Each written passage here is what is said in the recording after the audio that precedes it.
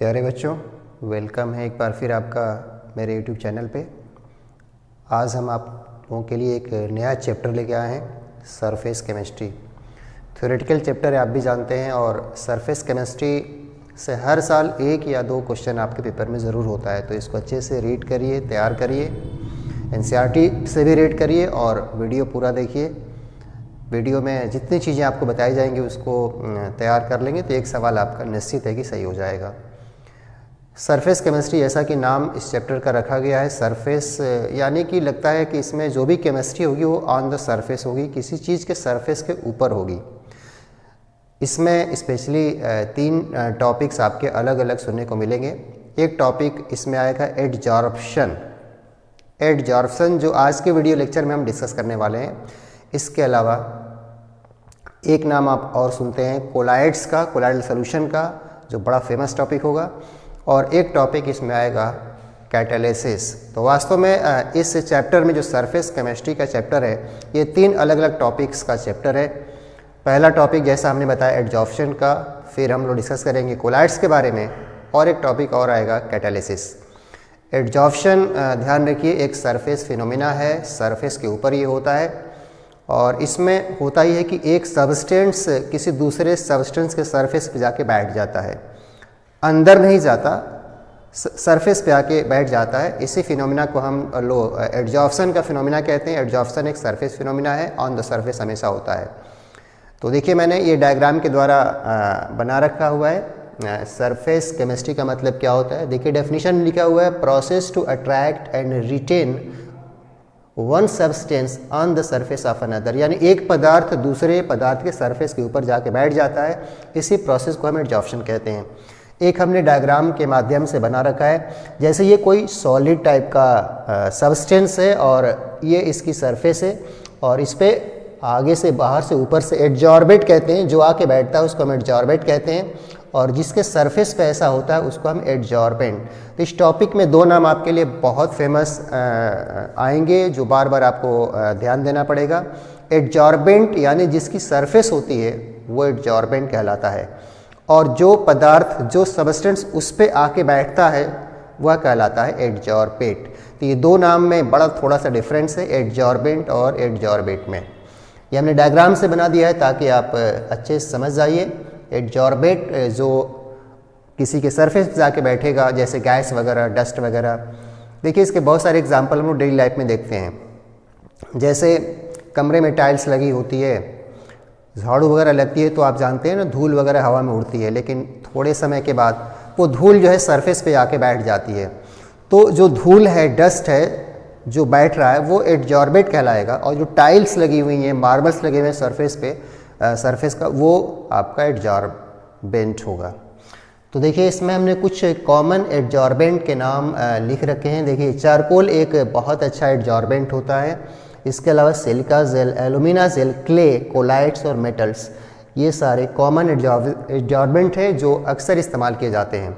और इसके लिए कंडीशंस होती है, एडजॉर्प्शन कम होगा, ज़्यादा होगा, ये बहुत सारी बातों पे डिपेंड करता है। आगे आप डिस्कस करने वाले हैं ये कि जो एडजॉर्प्शन होता है, एडजॉर्प्शन की जो मात्रा होती है, सरफेस एरिया पे डिपेंड करता है, प्रेशर पे डिपेंड करता है, टेम्परेचर पे डिपेंड करता है। इसके अलावा नेचर ऑफ एडजॉर्बेंट और नेचर ऑफ एडजॉर्बेंट पे भी डिपेंड करेगा, अलग अलग फैक्टर पे डिपेंड करता है। अब देखिए, कई बार ऐसा होता है कि एडजॉर्प्शन के साथ साथ उसकी अपोजिट प्रोसेस भी होती है। जैसे मान लीजिए डस्ट आके बैठ गई और फिर ये डस्ट ऊपर भी जा सकती है, उड़ भी सकती है। आप जानते हैं एडजॉर्प्शन का अपोजिट प्रोसेस जो होता है उसको हम लोग डिजॉर्प्शन कहते हैं। तो एक नाम आप डिजॉर्प्शन का भी सुनेंगे, जस्ट अपोजिट होता है एडजॉर्प्शन के। अब देखिए, इसमें कुछ हम एडजॉर्प्शन के एग्जाम्पल आपको बताने वाले हैं। जैसे एक एनसीईआरटी में दिया हुआ है, आप उसको रीड करेंगे तो ज़रूर ये चीज़ मिलेगा। जैसे कोई कंटेनर है, फ्लास्क है, और उस फ्लास्क के अंदर हाइड्रोजन गैस है, ऑक्सीजन गैस है, कार्बन मोनोऑक्साइड गैस है, सल्फर डाइऑक्साइड गैस है। तो उस गैस का अपना जो प्रेशर होगा वो कंटेनर का प्रेशर आप नाप सकते हैं। लेकिन उसमें जैसे ही चारकोल अंदर डाल दिया जाता है, चारकोल डालने के बाद ये देखा जाता है कि उस कंटेनर का प्रेशर कम होने लगता है। आप खुद सोचिए ऐसा क्यों होता होगा। बहुत सारी गैसें उसमें कंटेनर में रखी हुई थी, जब तक चारकोल नहीं था उन गैसों का प्रेशर था, गैसों के कारण प्रेशर था, लेकिन जैसे उसमें चारकोल डाल दिया गया तो देखा गया कि उस कंटेनर का प्रेशर घट गया। इसलिए घट जाता होगा क्योंकि वो उन गैसों को चारकोल अपने सरफेस पे एब्जॉर्ब कर लेगा, जिससे उस कंटेनर में गैस की मात्रा कम हो जाएगी और इसीलिए गैस का प्रेशर भी कम हो जाएगा। तो एब्जॉर्प्शन से गैसों का प्रेशर घट जाएगा, आप समझ सकते हैं, क्योंकि अमाउंट कम हो जाएगा। इसके और भी एग्जाम्पल हम लोग देखते हैं, जैसे कि वाटर वेपर जो होता है, वाटर वेपर को सिलिका जेल एब्जॉर्ब करता है अपने सरफेस पे, या एयर के अंदर आप जानते हैं वाटर वेपर होता है। अगर एयर को ड्राई करना है तो हम सिलिका जेल का इस्तेमाल कर सकते हैं। सिलिका जेल अपने सरफेस पे वाटर वेपर को एब्जॉर्ब करता है। अब देखिए, इसमें हम लोग आगे डिस्कस करने वाले हैं एब्जॉर्प्शन और एब्जॉर्प्शन में डिफरेंस क्या है। देखिए, एब्जॉर्प्शन और एक नाम इसी तरह का मिलता जुलता रहता है, एब्जॉर्प्शन। सिर्फ स्पेलिंग में थोड़ा डिफरेंट है, डी की जगह बी लगा दें। तो दोनों में डिफरेंस ये है कि एब्जॉर्प्शन सरफेस पे होता है, जबकि एब्जॉर्प्शन बॉडी के अंदर होता है। अगर यही चीज़ बॉडी के अंदर प्रवेश कर जाए, अंदर चला जाए, तो इसको हम एब्जॉर्प्शन कहेंगे। इसके लिए एनसीईआरटी में बड़ा एक अच्छा सा एग्जाम्पल दिया हुआ है, मैं एग्जाम्पल आपको बता रहा हूँ, वो एग्जाम्पल समझ लीजिए। जैसे स्याही किसी कंटेनर में रखी हुई है, बाउल में, कटोरे में रखी हुई है। आजकल मार्कर बोर्ड का इस्तेमाल हो रहा है, पहले ब्लैक बोर्ड होता था और चाक से लिखा जाता था, पेंसिल टाइप का चाक होता था।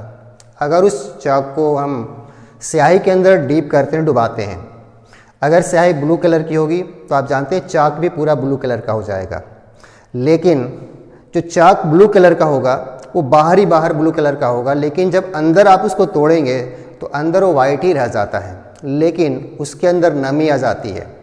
तो लगता है कि यहाँ पर जो चाक स्याही के अंदर डाली जा रही है, सरफेस पे जो हो रहा है वो तो एब्जॉर्प्शन हो रहा है, लेकिन वो अंदर से गीला हो जाता है, वाटर अंदर उसके चला जाता है, यानी वहाँ एब्जॉर्प्शन भी हो रहा है। कई ऐसे एग्जाम्पल आपको मिलेंगे जहाँ पर एब्जॉर्प्शन के साथ साथ एब्जॉर्प्शन भी हो जाता है, दोनों प्रोसेस साथ में होती है। उसको हम लोग एक कॉमन नाम देते हैं सॉर्प्शन।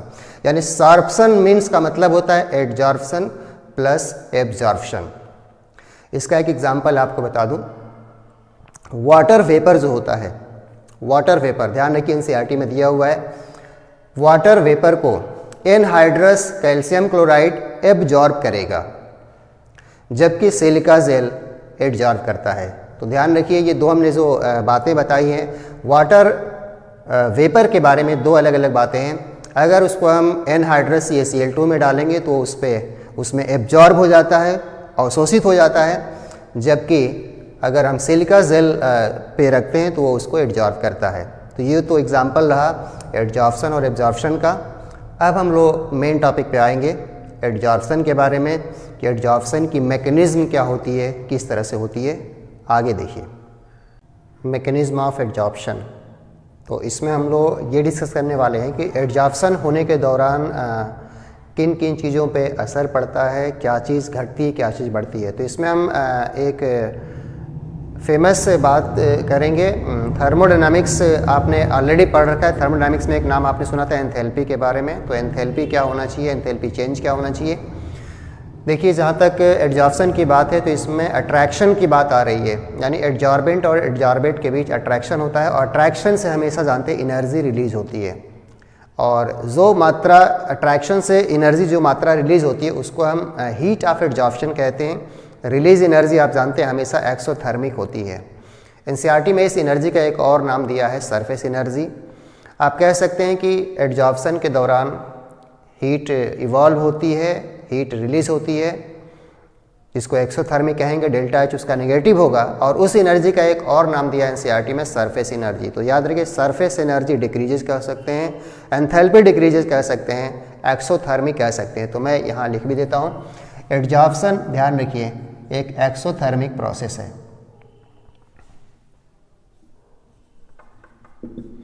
एक्सोथर्मिक यानी इसका डेल्टा एच नेगेटिव हमेशा होता है, हीट रिलीज होती है, और इसको हम ये भी कह सकते हैं कि एब्जॉर्प्शन के दौरान कह सकते हैं enthalpy decreases.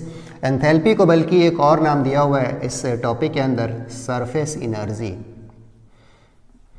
Surface energy decreases.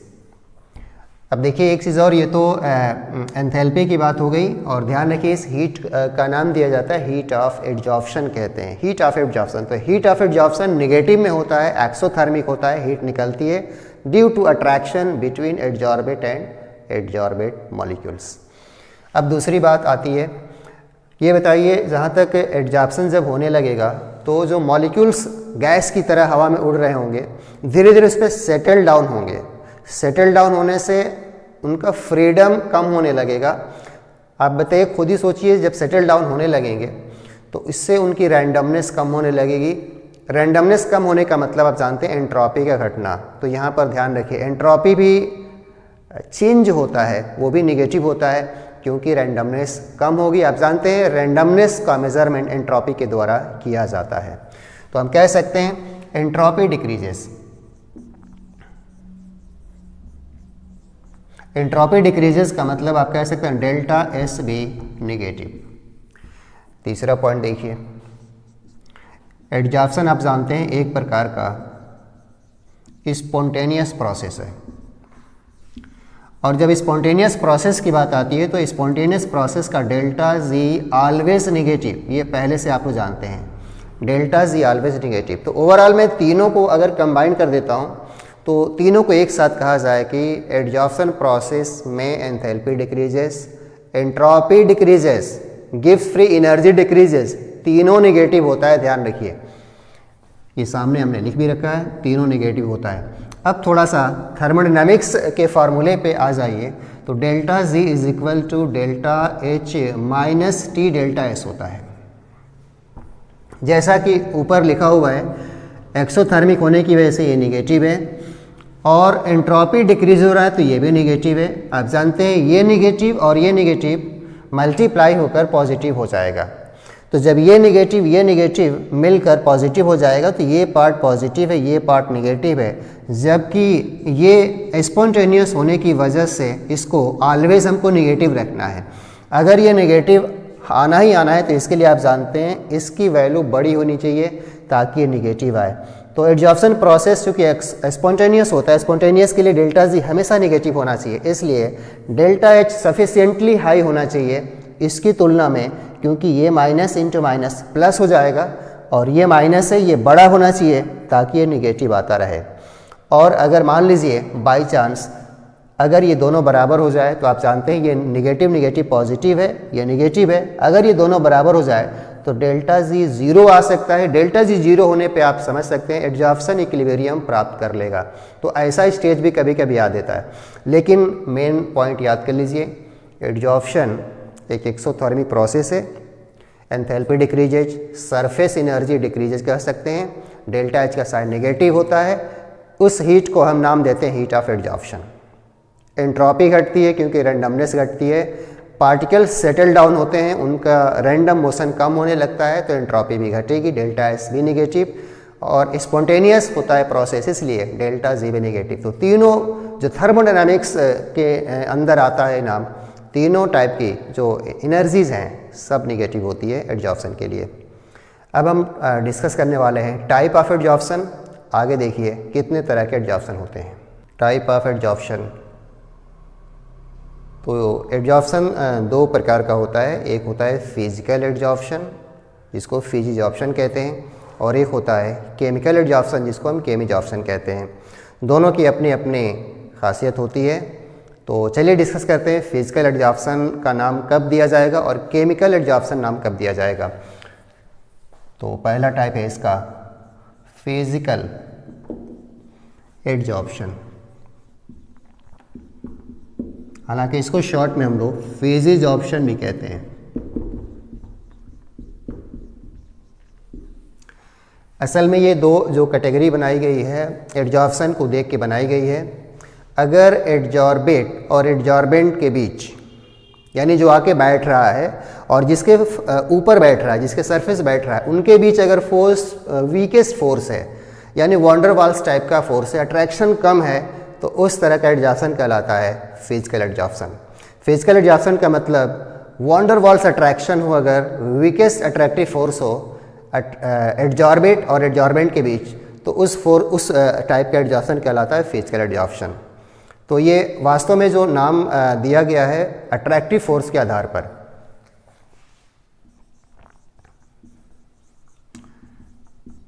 Weakest attractive forces between adsorbent and adsorbate molecules.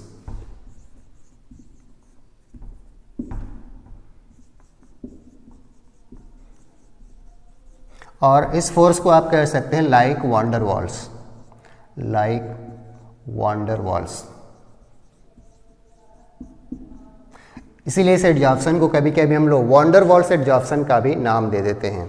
तो ये तो एक जनरल डेफिनेशन होगी फिजिकल एडजॉर्प्शन के लिए, और इनकी खास बात होती है इसमें क्या क्या कंडीशंस होती हैं, वाकई में फिजिकल एडजॉर्प्शन नाम कब देंगे। तो ये तो एक फोर्स का क्राइटेरिया रखा जाता है कि अगर वीक अट्रैक्शन है एडजॉर्बेट और एडजॉर्बेंट के बीच, तो उसको हम फिजिकल नाम देते हैं, एडजॉर्प्शन कहते हैं।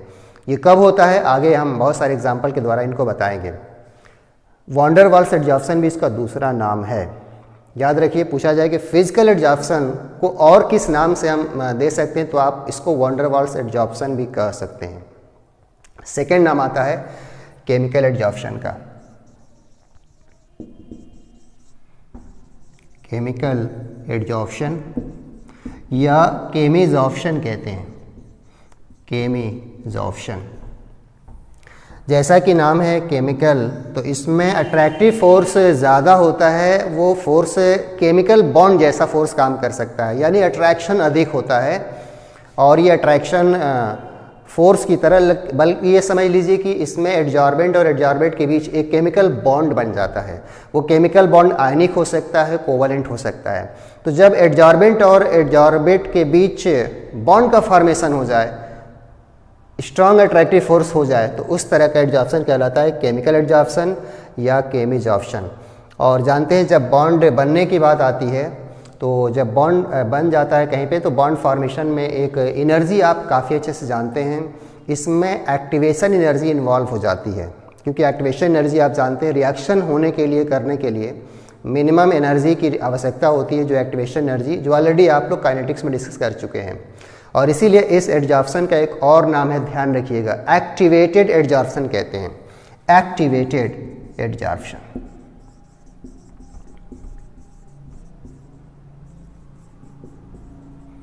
इसमें बॉन्ड का कोई फॉर्मेशन नहीं होता है, सरफेस और जो गैस वगैरह के पार्टिकल आएंगे, केवल एक वीक वॉन्डर वॉल्स फोर्स होता है। जबकि इसमें बॉन्ड बन जाता है, और बॉन्ड बनेगा तो डेफिनेटली स्ट्रॉन्ग अट्रैक्शन काम करेगा। और इसीलिए इसमें चूँकि एक्टिवेशन एनर्जी इन्वॉल्व हो जाती है, इसीलिए इस एडजॉर्प्शन का नाम है एक्टिवेटेड एडजॉर्प्शन। अब सवाल एक और आता है कि क्या यह दोनों एडजॉर्प्शन साथ साथ हो सकता है कि नहीं। अगर आपसे एक सवाल पूछा जाए, can physical and chemical adsorption occur simultaneously, इस सवाल का उत्तर आप सोचिए।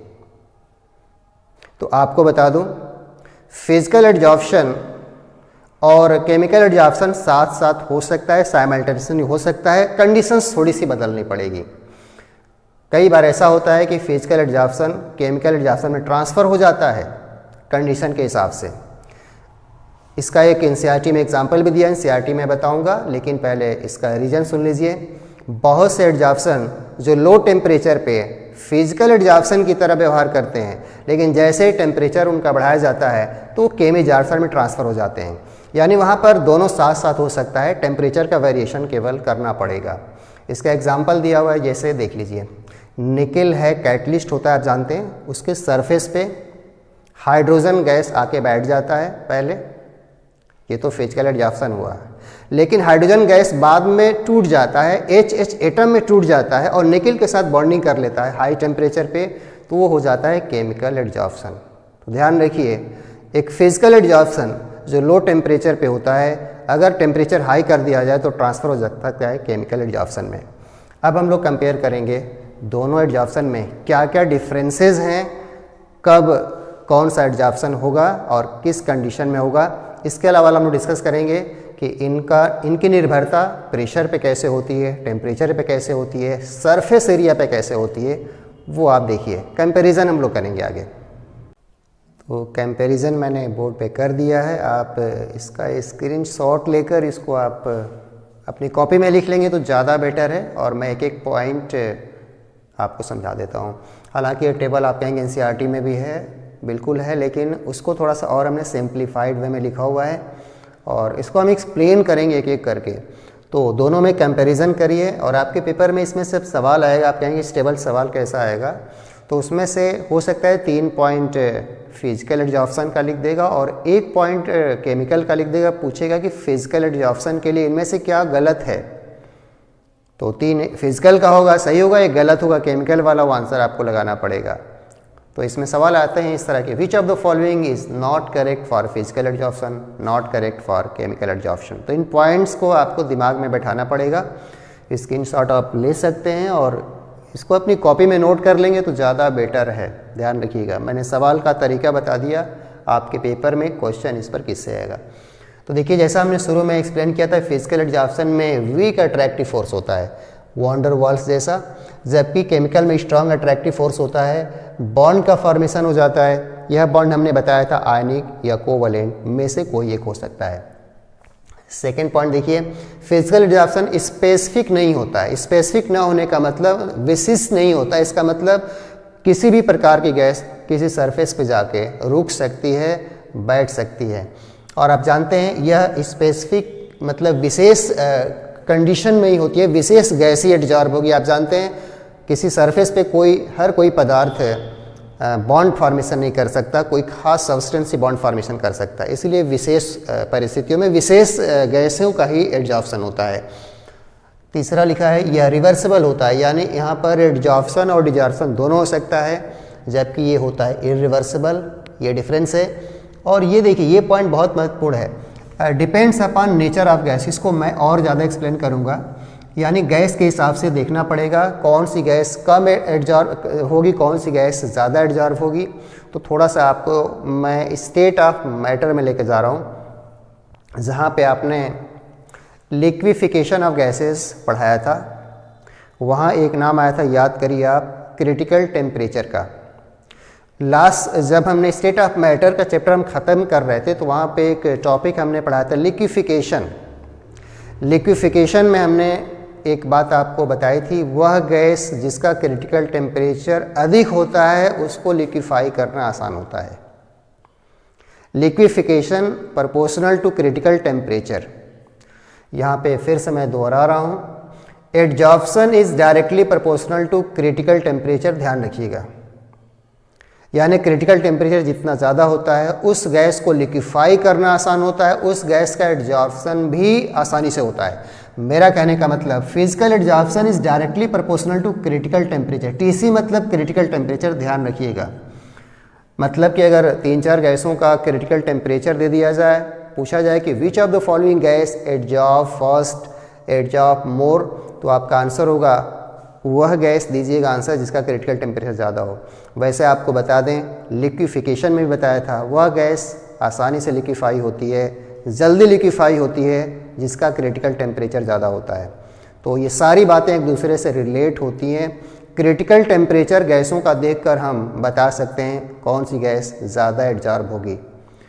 अब देखिए, यहाँ पे हमने लिखा हुआ है depends upon nature of gas, मतलब ये भी नेचर ऑफ गैस पे डिपेंड करता है, लेकिन यहाँ पे चूँकि बॉन्ड फॉर्मेशन की बात आती है तो वही गैस एडजॉर्ब होगी जो एडजॉर्बेंट के साथ बॉन्ड बनाने का काम करेगी, वही केमिजॉर्प्शन कर सकती है। याद रखिए, हर गैस केमिजॉर्प्शन नहीं कर सकती, हर गैस सरफेस के साथ बॉन्ड का फॉर्मेशन नहीं कर सकती। बॉन्ड बनना चाहिए, ये महत्वपूर्ण है, इसीलिए इसको बोला जाता था स्पेसिफिक। तो ये नेचर ऑफ गैस पे ये भी डिपेंड करता है, लेकिन यहाँ पर ध्यान रखिए, यहाँ पर देखना पड़ता है कि कौन सी गैस सरफेस के साथ बॉन्ड का फॉर्मेशन कर रही है, वही केमिजॉर्प्शन कर पाएगी। हीट ऑफ एडजॉर्प्शन, चूँकि इसमें अट्रैक्टिव फोर्स वीक है तो हीट भी कम निकलती है, 20 से 40 किलो जूल। ये बेटा रेंज याद कर लेना, एग्ज़ाम में रहता है 20 से 40 किलो जूल पर मोल। और इसमें हीट ऑफ एडजॉर्प्शन इसमें ज़्यादा होता है, 80 से 240।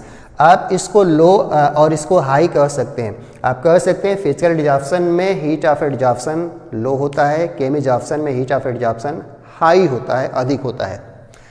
और इसके अलावा देखिए इसमें कि जो लो टेम्परेचर फेवर करता है इसको, असल में यह एडजॉर्प्शन लो टेम्परेचर पे अधिक होता है और टेम्परेचर बढ़ाने से ये कम होता है, उल्टा रिलेशन है।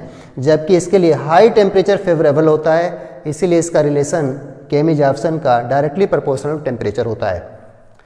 हमने अभी थोड़ी देर पहले आपसे बताया इसमें चूँकि बॉन्ड नहीं बनता, जहाँ बॉन्ड नहीं बनता वहाँ ईए का कोई काम नहीं है, इसमें एक्टिवेशन एनर्जी इन्वॉल्व नहीं होती, जबकि इसमें ईए एक्टिवेशन एनर्जी सक्रियण ऊर्जा इन्वॉल्व होती है। और दोनों ही एक ही बात है, दोनों सरफेस एरिया के डायरेक्टली प्रोपोर्शनल होते हैं, सरफेस एरिया के प्रोपोर्शनल, क्योंकि सरफेस एरिया जितना ज़्यादा रहेगा उतना ज़्यादा गैस सेटल डाउन होगा। और ये कई लेयर में एडजॉर्प्शन हो सकता है, इसलिए इसको मल्टी लेयर एडजॉर्प्शन कहते हैं, मल्टी लेयर। और इसमें लेयर केवल एक बनती है, इसलिए इसको यूनी लेयर कहते हैं। तो इन सारे पॉइंट्स में जो डिफरेंसेस थे मैंने एक्सप्लेन किए हुए हैं, याद रखिए। जो हमने ये वाली बात आपको बताई थी, स्पेशली उस गैस का एडजॉर्प्शन अधिक होता है जिसका क्रिटिकल टेम्परेचर ज़्यादा होता है, उस गैस को आप जानते हैं लिक्विफाई भी हम आसानी से कर सकते हैं। अब हम इसमें एक और टॉपिक डिस्कस करने वाले हैं, एडजॉर्प्शन का वेरिएशन टेम्परेचर के साथ, और स्पेशली फिजिकल एडजॉर्प्शन की हम बात करेंगे। तो चलिए डिस्कस करते हैं। तो प्रेशर और टेम्परेचर का इफेक्ट एडजॉर्प्शन पे कैसे पड़ेगा उसको हम लोग डिस्कस करते हैं। देखिए गैस है और जो कि इसके सरफेस पे एडजॉर्ब होगी, और सॉलिड को आप ज़रूर कह सकते हैं, जैसा नाम बताया था इसकी सरफेस होगी, इसको हम कह सकते हैं एडजॉर्बेंट। और गैस जो इस पे जाके बैठेगी उसको हम बोलेंगे एडजॉर्बेट, यानी कि गैस के पार्टिकल इस पे जाके सेटल डाउन होंगे और गैस सॉलिड के ऊपर एडजॉर्ब हो गया। और जैसा हमने बोला था एक्सोथर्मिक होता है, हीट निकलती है। जैसा कि हमने रिवर्सिबल साइन बना रखा है, और रिवर्सिबल नेचर जैसा हमने बताया था फिजिकल एडजॉर्प्शन का होता है। तो ये जो रिएक्शन टाइप का लिखा हुआ है वास्तव में ये फेज एडजॉर्प्शन के लिए लिखा हुआ है। अगर देखा जाए तो यहाँ पर रिवर्सिबल जब नाम आता है तो एक प्रिंसिपल का नाम आता है ली चैटर्लियज प्रिंसिपल। तो ये जो सामने एक प्रोसेस लिखा हुआ है रिवर्सिबल के लिए, एडजॉर्प्शन के लिए, फिजिकल एडजॉर्प्शन के लिए, अगर ये इक्विलिब्रियम फॉरवर्ड शिफ्ट हो जाए, फॉरवर्ड शिफ्ट का मतलब होता है गैस ज़्यादा एडजॉर्ब होगी सॉलिड पे, यानी इसका फॉर्मेशन ज़्यादा होगा। आप यहाँ पे ली चैटर्लिज प्रिंसिपल को अप्लाई कर सकते हैं। एक्सोथर्मिक के लिए बताया था, एक्सोथर्मिक के लिए लो टेम्परेचर हो तो रिएक्शन फॉरवर्ड जाती है। और प्रेशर का अगर इफेक्ट देखा जाए तो इसमें 2 मोल से 1 मोल एक तरह से बन रहा है। हाई प्रेशर पे जानते हैं शिफ्टिंग होती है, इधर मोलों की संख्या कम हो जाती है। तो लगता है कि इस इक्विलिब्रियम को हम फॉरवर्ड शिफ्ट कर सकते हैं, यानी एडजॉर्प्शन का रेट बढ़ा सकते हैं। कह सकते हैं ना एडजॉर्प्शन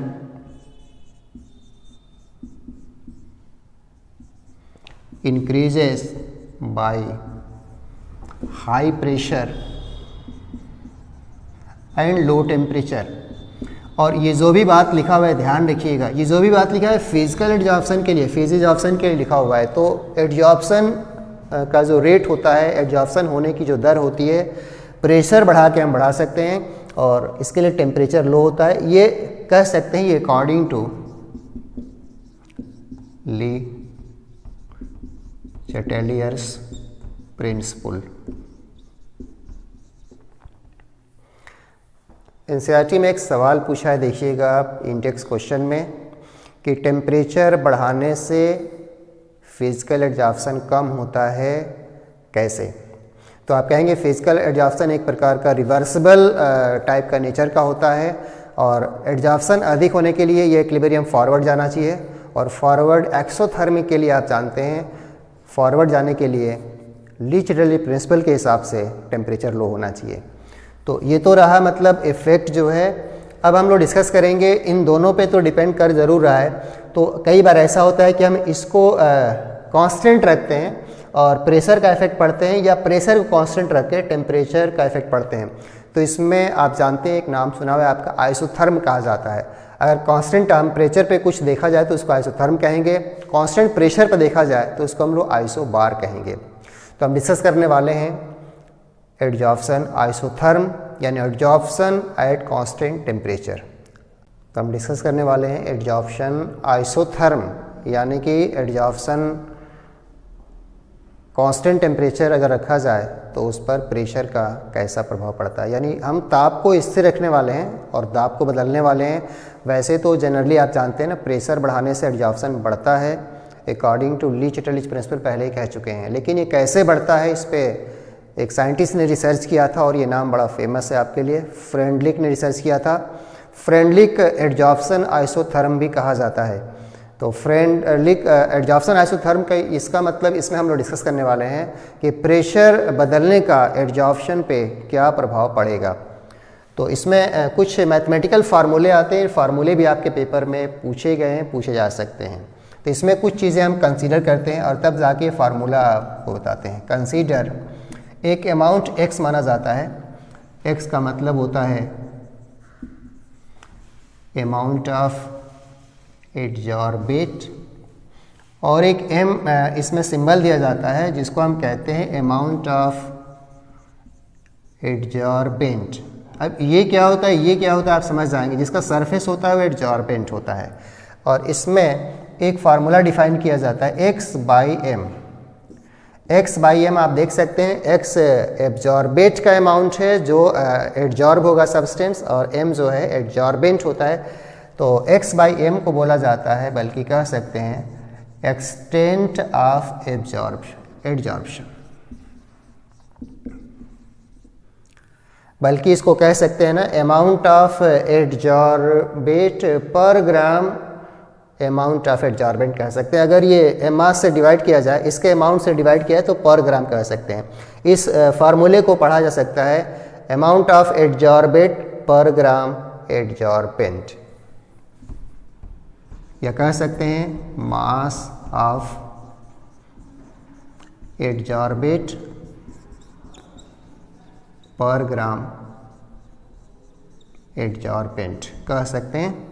अब देखिए फ्रेंडली के लिए इसके लिए जनरल फार्मूला दिया था, x by m is equal to constant K p power 1 by n। एक हाइपोथेटिकल फार्मूला है, इसको डिटेल में हम लोग डिस्कस करेंगे। x by m is equal to constant K p power 1 by n। बाकी हम x बाई m आपको बता ही चुके हैं। एक्सटेंट ऑफ एडजॉर्प्शन कहते हैं, या इसको हम कह सकते हैं मास ऑफ एडजॉर्बेट पर ग्राम एडजॉर्बेंट। के कांस्टेंट होता है, अभी बताता हूँ, और p प्रेशर है गैस का आप जानते हैं, और यहाँ 1 बाई n है। याद रखिए n इज़ ग्रेटर देन 1 होता है, n 1 से ज़्यादा होता है। आप जानते हैं अगर n 1 से ज़्यादा है तो 1 बाई n हमेशा 1 से कम होगा, ये याद रखिएगा।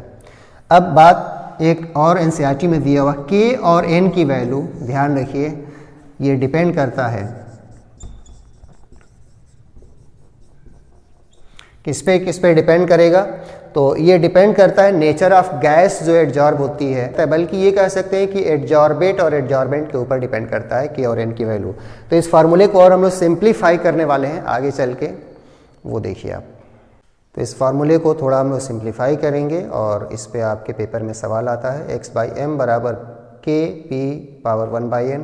जैसा हमने बताया k और n की वैल्यू नेचर ऑफ गैस और एडजॉर्बेंट के ऊपर डिपेंड करता है किसी पार्टिकुलर टेम्परेचर पे, और n हमने जैसा बताया याद रखिए 1 से ज़्यादा होता है, ग्रेटर देन 1 होता है। इसमें हम लोग लॉग दोनों तरफ लगा देते हैं। Log x by m is equal to log k into P power 1 by n। फिर इसके दो पार्ट कर देंगे हम लोग, लॉग m इंटू n पे इसको ब्रेक कर देंगे। तो इसको आप लिख सकते हैं log k plus log p power 1 by n। आप जानते हैं लॉग m इंटू n पे ब्रेक हो गया ये। इसको और सिंप्लीफाई करेंगे तो log k प्लस पावर आगे आ जाएगा, तो लिख सकते हैं 1 by n into log p। और फाइनली ये फार्मूला इस तरह से लिखा जाएगा x by m is equal to, इसको हम आगे कर देते हैं 1 by n log p plus log k। फिर फाइनली एक स्ट्रेट लाइन में कन्वर्ट हो चुका है फार्मूला, देख सकते हैं। इसको हम पूरे को y एक्सिस पे प्लॉट कर सकते हैं। ये आपका स्लोप हो गया m, ये आपका x हो गया, और ये प्लस हो गया सी। तो स्ट्रेट लाइन टाइप का एक प्लॉट आपका बन जाएगा। वो स्ट्रेट लाइन हम लोग आसानी से प्लॉट कर सकते हैं, वो आप देखिए। सबसे पहले एक्सिस प्लॉट करेंगे तो आप एक्सिस देख लीजिए, एक्स एक्सिस पे लॉग पी है और वाई एक्सिस पे जैसा कि बना हुआ है ये log x बाई एम है। यहाँ पे स्ट्रेट लाइन बनेगा, आप जान रहे हैं। और ये स्ट्रेट लाइन आप जानते हैं ओरिजिन से पास नहीं करेगा, इंटरसेप्ट सी कटा हुआ है यहाँ पे log के। तो यहाँ पे एक हम लोग पॉइंट मार्क कर सकते हैं यहाँ पे, जहाँ से लाइन को पास करवाएंगे और ये इंटरसेप्ट होता है, इंटरसेप्ट log k के बराबर है। यानी लाइन यहाँ से पास करेगी और जैसा कि स्लोप पॉजिटिव है, पॉजिटिव स्लोप की लाइन ऊपर जाती है, तो यहाँ से हम लोग प्लॉट करेंगे।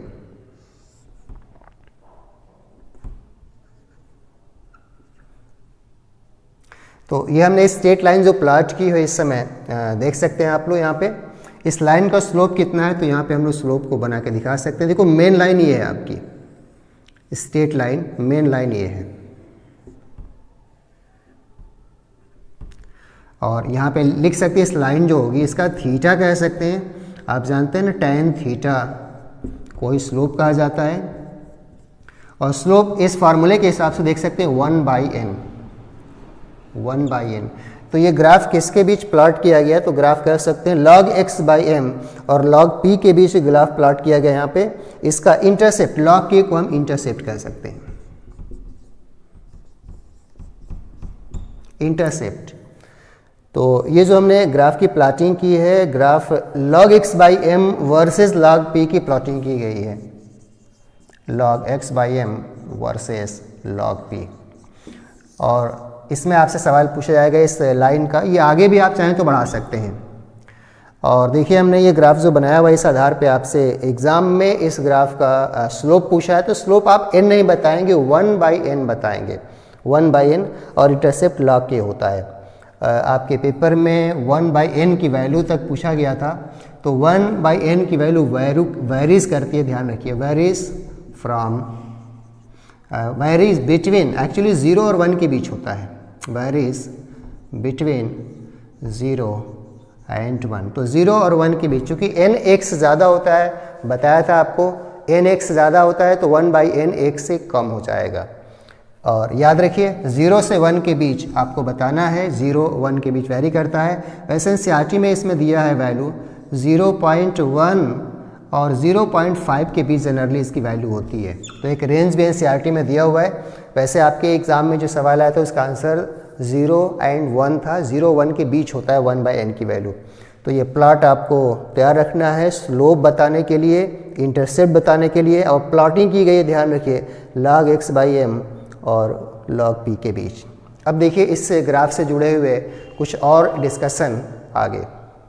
तो फ्रेंडली के फार्मूले को थोड़ा सा और हम सिंप्लीफाई करते हैं। वो देखिए x बाई एम बराबर k p पावर 1/n।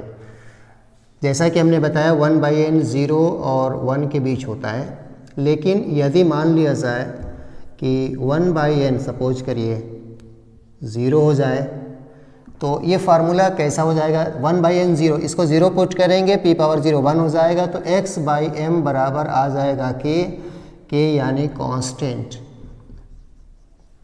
तो इसका मीनिंग थोड़ा सा निकालना पड़ेगा। लगता है कि 1/n जब 0 हो जाए तो ये फार्मूला का x बाई एम कांस्टेंट हो गया। कांस्टेंट का मतलब लगता है कि एडजॉर्प्शन अब प्रेशर पे डिपेंड नहीं करेगा, इंडिपेंडेंट ऑन प्रेशर। तो आप कह सकते हैं कि एडजॉर्प्शन प्रेशर पे डिपेंड कब नहीं करता, जब x बाई एम कॉन्स्टेंट होता है, और ये तब होता है जब 1/n 0 हो जाए। सेकेंड केस देखिए, अगर 1/n बाई चांस 1 हो जाए तो 1 रखेंगे तो आपका फार्मूला आ जाएगा x by M is equal to k multiply by p। इस फार्मूले से देखा जाए तो x by M directly proportional to p आपको लगेगा, यानी इसका मतलब इस केस में वेरिएशन कह सकते हैं लीनियरली होना चाहिए। तो ये जो हमने जो डाटा आपके सामने रखा हुआ है 1/n के आधार पे, वैसे तो हमने 1/n की वैल्यू बताई थी 0 और 1 के बीच होता है, लेकिन अगर 1/n 0 हो जाए तो आप देख सकते हैं x/m कांस्टेंट हो गया, यानी एडजॉर्प्शन की मात्रा स्थिर हो गई। और 1/n अगर 1 है तो फार्मूले से 1/n रखने पे x/m बराबर k इंटू पी आएगा।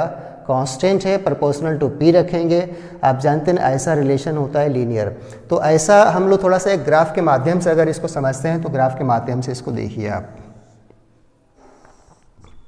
अगर x/m और p का ग्राफ अगर सोचा जाए तो देख सकते हैं यहाँ पर x/m proportional to p linear, असल में ये वाला रिलेशन होता है एट लो प्रेशर।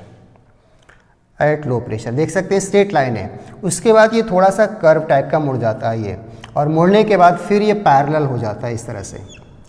तो देख सकते हैं ये जो ओवरऑल ग्राफ है x/m और p का ग्राफ है, और इसमें देख सकते हैं यहाँ तक जो रिलेशन है हम कह सकते हैं प्रोपोर्शनल टू p है, और इसमें कह सकते हैं x/m फाइनली कह सकते हैं कांस्टेंट हो गया।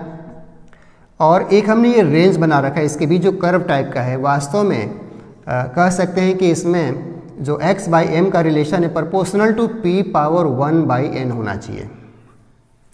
तो ये जो n की 1/n की वैल्यू अलग अलग होती है, जैसा कि आप देख रहे हैं यहाँ पे 1/n 1 रखा गया, तो ये रिलेशन होता है जो कि लो प्रेशर पे है, और x/m कांस्टेंट हो रहा है जहाँ 1/n 0 रख रहा है। आप देख सकते हैं प्रेशर हाई है तब हो रहा है। असल में जिस प्रेशर के बाद ये पैरेलल हो जाता है, कांस्टेंट हो जाता है, उस प्रेशर को कभी कभी हम सैचुरेशन प्रेशर कहते हैं। Saturation pressure. तो लगता है कि प्रेशर बढ़ाते जा रहे हैं, एडजॉर्प्शन बढ़ता जा रहा है, पहले लीनियरली बढ़ता है, बाद में कर्व टाइप का बढ़ता है, और फिर पैरेलल हो जाता है, यानी बाद में कांस्टेंट हो जाता है। यानी एक सर्टेन प्रेशर के बाद एडजॉर्प्शन स्थिर हो जाता है, यानी प्रेशर बढ़ाने के बाद भी नहीं बढ़ेगा, पैरेलल है, ऐसा प्रेशर बोला जाता है सैचुरेशन प्रेशर। अगर आपसे एक छोटा सवाल पूछा जाए कि फ्रेंडलिक एडजॉर्प्शन आइसोथर्म किस प्रेशर पे फेल्ड हो जाता है, तो फेल्ड वहाँ होता है जहाँ एडजॉर्प्शन प्रेशर बढ़ाने से बढ़े ही ना। तो ध्यान रखिए आपका आंसर होगा हाई प्रेशर। सवाल रहेगा सीधा आपसे कि Freundlich adsorption isotherm fails at, answer आप लगाएंगे हाई प्रेशर। मैं बोल रहा हूँ, लिख नहीं रहा हूँ, आप अपनी कॉपी में नोट कर लीजिएगा। यह आइसोथर्म फेल्ड हो जाता है एट हाई प्रेशर। अब देखिए मैं एक सवाल छोटा सा आपके सामने रख रहा हूँ।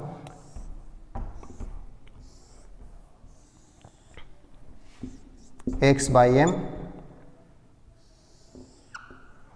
और यहाँ पे p है,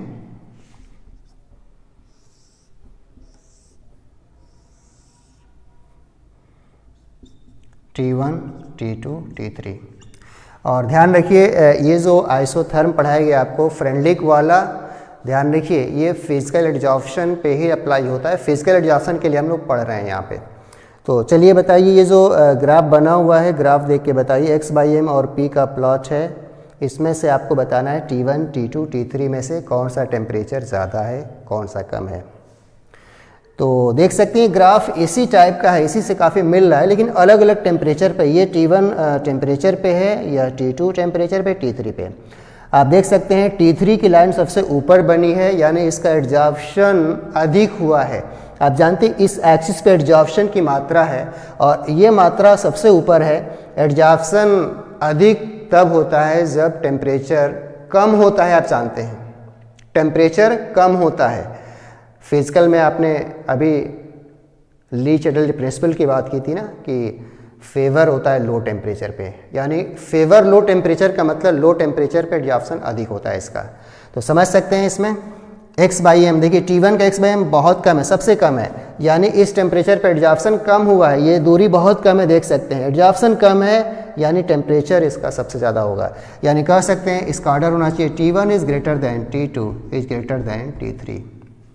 तो ये ज़रूर ग्राफ आप कह सकते हैं कि फिजिकल एडजॉर्प्शन का है, और NCERT में आप देखिएगा उन्होंने टेम्परेचर अलग अलग देकर इसको डिस्क्राइब किया है। तो ध्यान रखिए ये जो भी टॉपिक डिस्कस हुआ फ्रेंडलिक एडजॉर्प्शन आइसोथर्म का। और सबसे महत्वपूर्ण बात ध्यान रखिए, इसमें जो मेन पॉइंट्स हैं मैं एक साथ सारी बातें बता देता हूँ। फ्रेंडलिक एडजॉर्प्शन आइसोथर्म जो है प्रेशर का प्रभाव बताता है, और टेम्परेचर को स्थिर रखते हैं हम लोग। फार्मूला होता है x/m बराबर K/P⁴ K और n डिपेंड करता है नेचर ऑफ गैस और एडजॉर्बेंट के ऊपर।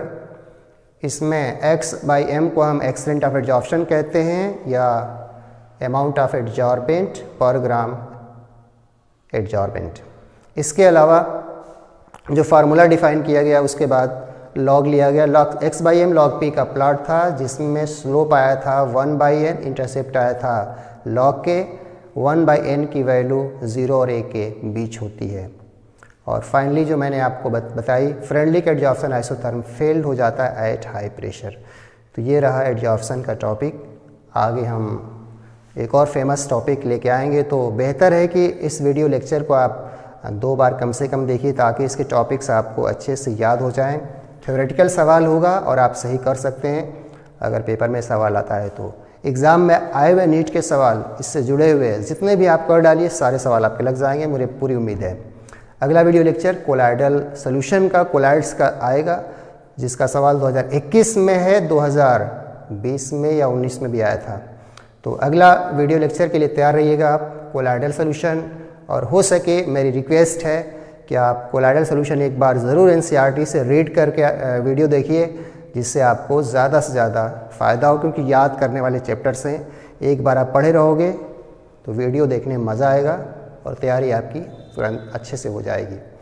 तो मिलते हैं अगले वीडियो लेक्चर में। हमारे चैनल को सब्सक्राइब करिए जो लोग अभी तक नहीं कर पाए हैं। काफ़ी लोगों ने सब्सक्राइब किया है, कुछ लोग अभी भी नहीं कर पाए, तो सब्सक्राइब करिए हमारे चैनल को।